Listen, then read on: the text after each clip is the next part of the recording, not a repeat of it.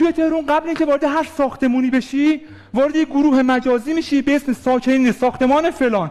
میری دستشویی میبینی آب قطعه، میگی چرا آب قطعه؟ میگم من گروه ها نگاه نکردی. یعنی تو تهران قبل اینکه دستشویی باید بری تو گروه. ما تو شهرستان تایتش 2 تا همسایه‌ایم، آب دستشویی قطع بشه عربده میزنیم اکبر آقا او قطعه.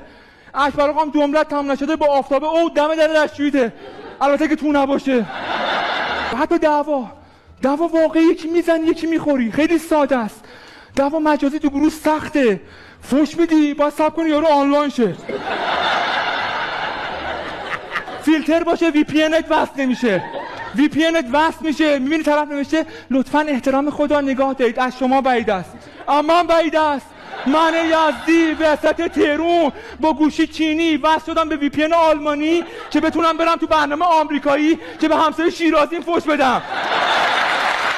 بعد تو محله ما عربده میزنیم اکبر آقا فلانت، جمله تمام نشده با یه چماق دم در خونته، البته که تو نباشه.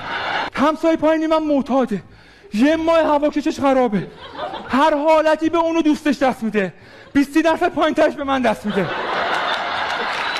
گفتم آقای محترم من با احتیاج شما مشکل ندارم، فقط خواهشاً جنس عوض نکن. آخر هفته‌ام کردانی ما اینجا بدن درد.